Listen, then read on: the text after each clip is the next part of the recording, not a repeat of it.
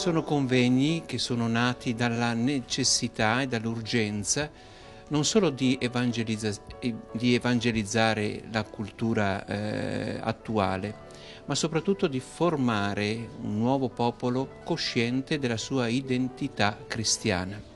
Oggi come oggi, in una realtà ospedaliera complessa qual è quella di Santa Maria della Misericordia, dove intervengono molteplici posizioni anche ideologiche e culturali, la Chiesa, presente attraverso la cappellania ospedaliera, vuole manifestare la sua voce, la voce del Magistero, la voce della fede, che nel nome del Signore Gesù Cristo chiama tutti gli uomini a partecipare e ad entrare nel disegno universale di salvezza.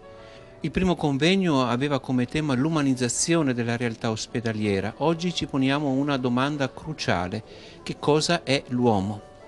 Perché in virtù della risposta che diamo a questo interrogativo nasce una immagine di uomo, o di uomo creatura, partecipe di un disegno divino, oppure di un uomo frutto semplicemente della scienza o del progresso, che però senza coscienza diventa un oggetto da usare come strumento e non da considerare come fine di un valore superiore e comunque non discutibile.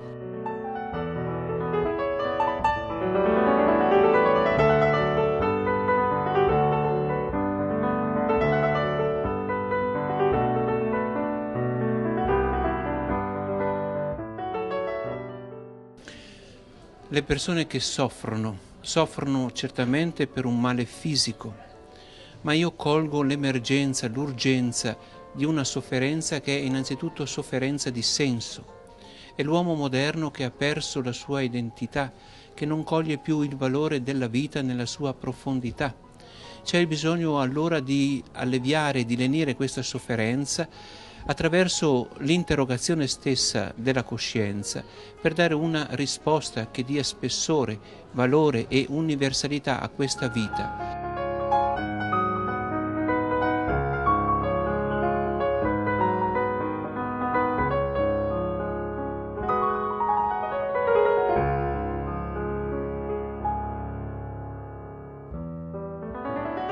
E cerco un po' di collocare l'uomo contemporaneo all'interno di quel periodo più ampio che è la modernità, nel senso che l'età contemporanea deve essere vista appunto in stretto collegamento con l'età moderna.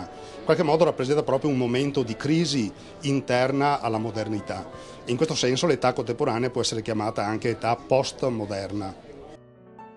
Il grosso pericolo è che l'età contemporanea, in quanto età postmoderna, possa diventare anche un'età post-umana.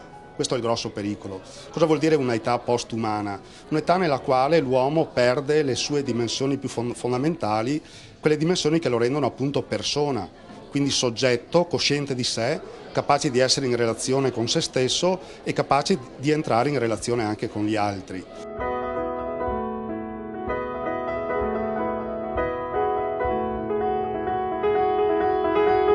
Qual è la sfida?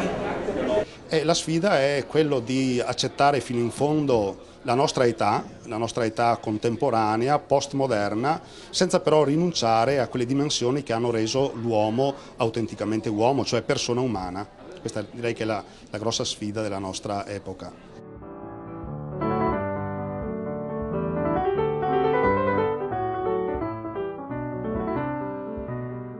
L'uomo in ospedale, che uomo è?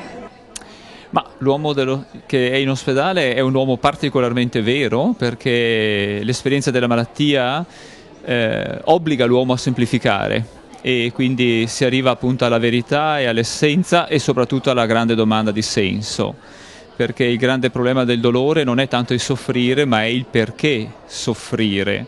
E quando manca appunto una risposta, che naturalmente ognuno deve dare per sé, eventualmente gli altri possono aiutare in questo cammino di ricerca, l'approccio alla malattia diventa, direi, ancora più drammatico di quello che è. Da qui credo anche la domanda appunto chi è l'uomo, che poi ha bisogno anche di una sottodomanda molto più interessata, e cioè chi è l'uomo che sono io. perché poi di fronte ad una domanda così generica ognuno naturalmente deve rispondere profilando la propria identità personale. L'approccio di oggi, essendo una domanda molto vaga, che affronterò è un po' declinato poi sui termini del rapporto tra l'essere e il fare, dal momento che la nostra postmodernità si concentra molto appunto sul fare, distogliendoci appunto da una dimensione più radicale che è essenziale. Essere e fare che non si escludono naturalmente, anzi, però certo dovremo cogliere appunto un rapporto di priorità di tutto ciò che l'essere umano porta in sé, per poi declinare un fare significativo, che sia antropologicamente e relazionalmente significativo.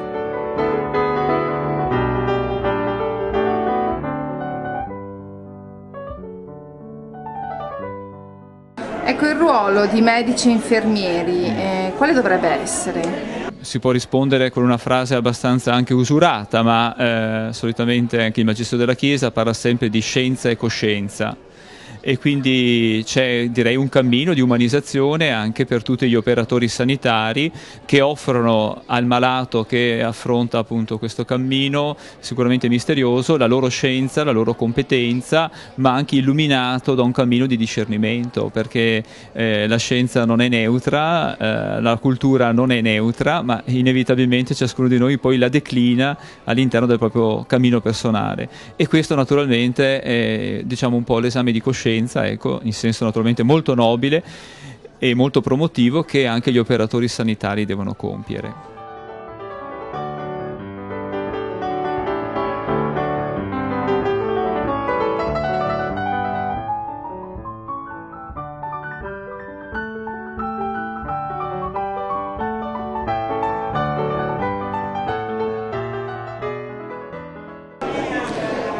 Dottore, il senso di questo convegno e l'utilità per voi medici? Innanzitutto ristabilire qual è il rapporto che c'è fra il nostro ruolo all'interno dell'ospedale e il confronto che abbiamo quotidiano con la sofferenza, con i pazienti, con le persone, e cos'è che qualifica il nostro lavoro. Fondamentale cercare di capire quelle che sono le esigenze che sono anche al di là della malattia, al di là di un rapporto strettamente professionale, e ristabilire per quanto è possibile anche quello che è l'aspetto umano nel confronto del paziente. Hanno bisogno di una comprensione profonda di quelli che sono i problemi che possono stare dietro una malattia, di come la malattia sconvolga improvvisamente la vita delle persone, e quindi anche la capacità di essere guidati in questo processo di integrazione tra la vita normale e la vita completamente trasformata dall'evento che può essere la malattia, il trauma o l'accidente che può capitare nella vita delle persone.